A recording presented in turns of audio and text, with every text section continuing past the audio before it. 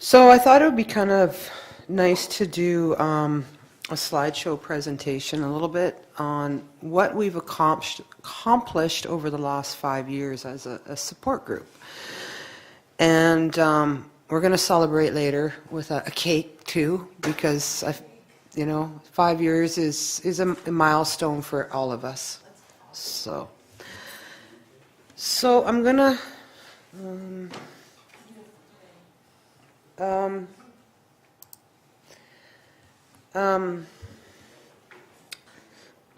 so this is This is a 5-year celebration for the Vancouver Acromegaly support group since we started. Our first meet and greet was on April the 6th of 2013 at the ABC Country Kitchen restaurant in Langley, BC. And in attendance there were 5 members and 3 spouses, and I don't know if anybody remembers Crystal, but she was the RN that worked with Dr. Johnson and Dr. Ure, and she was involved in helping getting the support group going. I don't know which one's easier. Our meeting where we're held at St. Paul's Hospital after that in the conference room downstairs, and we brought in specialists to speak to us on nutrition, and new members joined us. As this was all new to us and we had a lot of things to work out, first, how were we going to videotape, and had to learn how to run good meetings, and I was always nervous. And we actually had Garnett, who actually come and help us, the AV tech guy. I was like so grateful because we were using my Canon camera to videotape. And then Peter Dorsman actually came to a meeting, and he was sitting beside Malcolm and I, and after our little meeting, he leaned over and he said to Malcolm and I will come on board and be on the board to help you get to where you want to be. And I looked at Malcolm and I looked at Peter and I said, this would be good.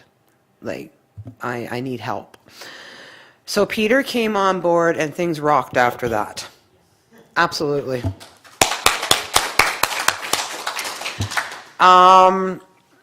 Peter and and Crystal decided to form the Vancouver Acromegaly support group, and we had legalized paperwork to sign through with the BC government as a nonprofit organization. We needed to set up a bank account. Like, there was a lot of legal stuff that needed to be taken care of. Peter is actually a finance person. He works with big companies and whatnot, and so he knew how to take care of the financial part, but never had done nonprofit before. So we all got to learn together. So in August of 2013 is when we actually got legalized through the government and stamped and approved as a nonprofit organization. As a support group, we have come a long ways in the last 5 years. There have been a lot of projects done behind the scenes to get us where we are today and where we are going in the future and for the next generation coming. As the years have gone by, we have more members join. We started with 5 and 2 spouses. That should have been 3, sorry. And now we're up to actually 58 members that have reached out and asked to be on the mailing list and involved with the support group. But they don't all come at the same time. So, and we have 19 spouses that, either a support person or a spouse that comes or, is involved. And I actually had to sit back and recount those numbers because I myself, because I have a little Bible book, right? And it always gets locked up, so I add to it as people reach out. So I was quite surprised. 3 years ago, I started a Facebook page, which is closed, and it was called the Vancouver Acromegaly Support Group, but I realized that it needed to be national, so I changed the name, and we now currently have 144 members. And we have started a women's group, which I run, and Adam runs the men's group, and his wife runs the family and friends group, and they're all on closed Facebook sites. Because men have different things that they'd like to speak about, not around the women. So I'm really excited about that, to be able to have, you know, different areas where people can go to. Also, starting last year, Adam reached out and said he wanted to start a support group in Manitoba, and I said, you know, this is awesome. This is your baby. I can give you guidance and help to get it going, and, you know, I'll be there to help you for your first meeting, but this is truly your baby, right? And we also had a gentleman in Toronto reach out, and he wants to start a support group in like the core, just outside the core of Toronto. So I'm really excited to see what happens in the future. But like I told them both, I said it took me a year to get 5 patients. So it might take a year, but they're gonna reach out, right?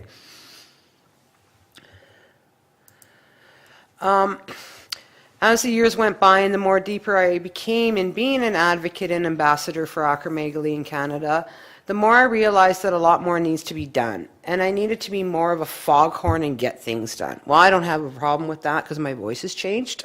And I knew that members would love to be able to come out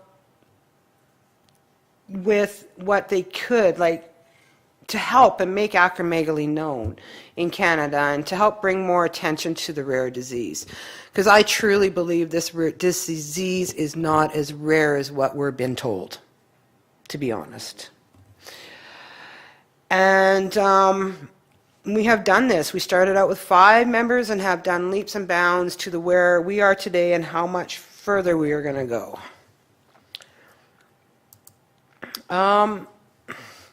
We have successfully formed a support group that is solid. We love to come together 2 times a year and learn more from specialists speaking to us, but also members telling their stories, which is really important to me, for you guys. Like, I need you to tell your stories because this is where we're going to make the difference.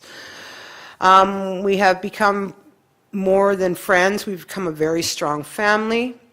We all understand what each other is going through. We have formed an amazing website, Twitter, and YouTube account to have people watch our videos presenting or read our stories. With the help of Pfizer, we were able to make an amazing poster of who we were to hand out, and have posted throughout BC, Alberta, Ontario, Montreal, and for people to join the support group. We have in the last 2 years been approved and recognized as an organization and had the BC government approve November the 1st as Acromegaly Awareness Day. And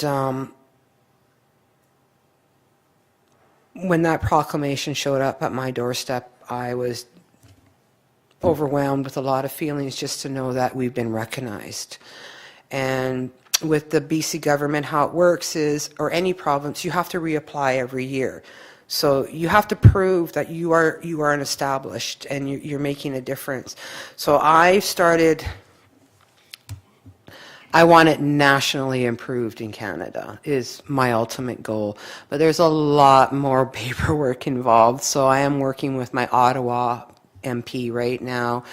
And there's just a lot to do to get it to that level, to even get accepted to be at the round table to tell them what it is to get it approved. So it's a journey that's going to take probably a little bit, but as long as we reapprove every year and keep this solid and sound, and maybe the other support groups in the other provinces go and do the same thing, it'll help to get this approved nationally. We had our first really solid action day last year on November the 1st for acromegaly awareness by having an advocate from each province be on the evening news, Facebook, Twitter, the national and provincial newspapers, and about acromegaly information and about how acromegaly, or what Acromegaly Awareness Day is, and we ran it hard for 3 days. And we had over 6 million views in Canada, which is phenomenal. Like this, for the first time, we were all very proud. We are going to do again this year, and we're looking for more people to come on board to help with the Awareness Day, and hoping to double, if not triple, how many people read or view the information on that day. We have now a government-approved acromegaly registry for Canada. Yes! Because I felt it was important. So we had some meetings, and we are now moving forward with a registry for acromegaly in Canada, and this is where we're going to be able to get our stats, our information, and close the gaps on stuff. We have become a member of the CORD, Canadian Organization for Rare Diseases, and CPPN as a member, and soon we'll be member of the WAPO Alliance Board. I'm just working on that right now. We have been recognized as a strong support group and have had our story of how the support group runs and how we did our first successful acromegaly conference in Canada in the Canadian section of the WAPO newspaper that's shared worldwide. So they just posted this right after the WAPO conference.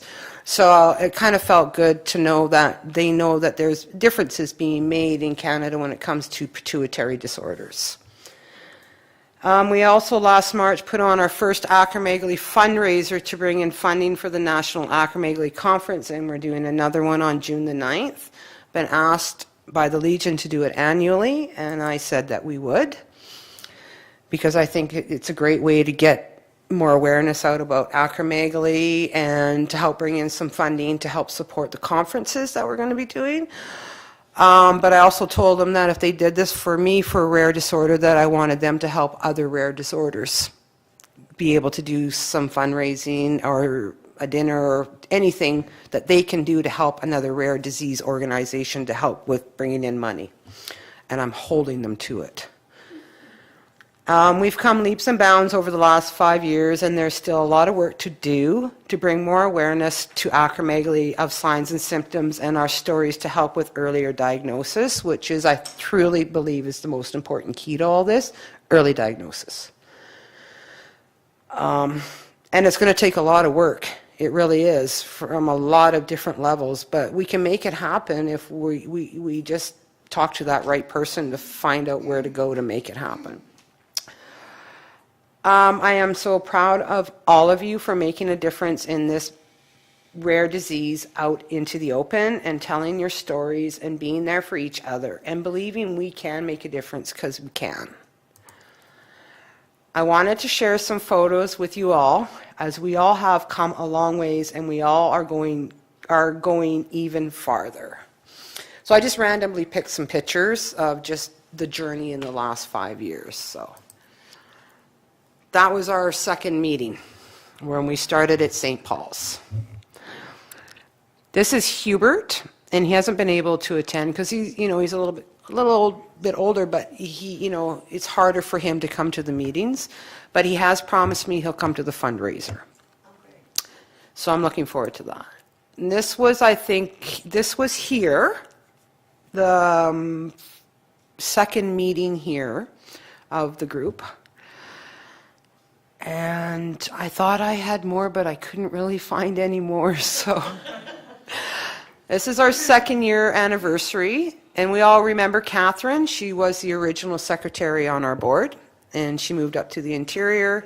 I talk to her every once in a while, and I'm begging her to come back and visit us. And she said, soon. This was the poster that was created with the help of Pfizer in putting it nicely together for us. This is the proclamation that we received from the BC government. So I am a member, or we are a member of CORD, but I go to the CORD conferences to understand what's going on in that at a higher level with the medical world system and trying to make a difference and trying to get the government to recognize a rare disease plan for us in the government.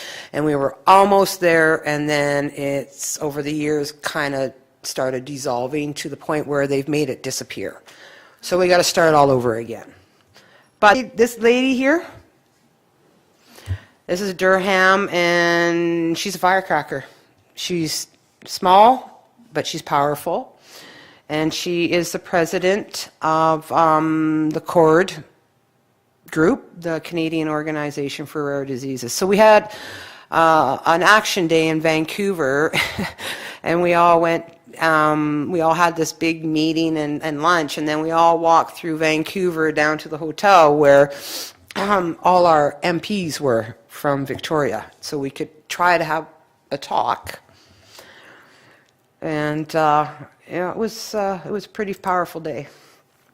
I was invited when I first started the support group to come out to Halifax for their 10-year anniversary. So this is Peggy McDonald, the president of the Halifax support group, and this is Nancy, who is VP, I guess. She, does a lot and is very involved, the two of them, of getting things done. This is their awareness poster, which I quite like because it's got the signs and symptoms on it, which has made me think that maybe we need to do another poster that's a bit different. So this is Jill Cisco. I know everybody, if you're on Acromegaly support closed Facebook site, this is Jill Cisco, who runs the Acromegaly community, and they just hit 2,000 on their closed Facebook site for Acromegaly members worldwide, or patients. And then there's been talk about Froggy, who is actually a DJ in Florida, and I got to meet him, and he's an amazing guy, and he did some awareness and on acromegaly also for a while. We all remember Matthew from Alberta, and he was on quite a journey, and he had to go in and have another surgery done. So I got him this little teddy bear, and we all signed the card, so I did send it to him. And Diane, his mom, took a picture, and she said that's the first time she's seen her son smile in months. So it made me feel good that the support group was able to do that. This is the award that I did win for doing the most in Canada out of all the countries around the world a couple of years ago, which made me feel very proud for all of us. And last year we did an awareness day. And that is me, my dad, and my mom. This year we are forming a national acromegaly board. I'm a little bit behind because I took some time off, but we're forming a national acromegaly board for Canada. And we're hoping to have Acromegaly Awareness Days recognized and approved nationally. We have decided we will host a national, international acromegaly conference every 2 years. We were asked by the many companies to do it every year, but I felt it was too much for me and for everybody because we need downtime because we get a little tired. So I committed, but hopefully the rest of you are on board with me to doing a conference every 2 years, but we're going to go different places throughout Canada to do the conferencing. And the next National International Acromegaly Conference is on September the 27th to the 29th in Toronto at the Sheraton Gateway Hotel. So I'm really hoping you guys are going to come out and enjoy some time in Toronto, but we're going to have different speakers. We're not having the same speakers, different speakers on different subjects. So that was Peter and his wife created this for us, and I thought it was pretty nice. And then just some random pictures of everybody. Yeah, Connie actually got a hold of me last night and apologized, but she couldn't make it today. She was going to bring her sister this time. So I just took some random pictures. And there's Charity, Adam's wife, and Joe, and Irene, who was one of the founder members of the support group. There's a little bit of a story behind how we became friends, and she became one of the original members of the support group.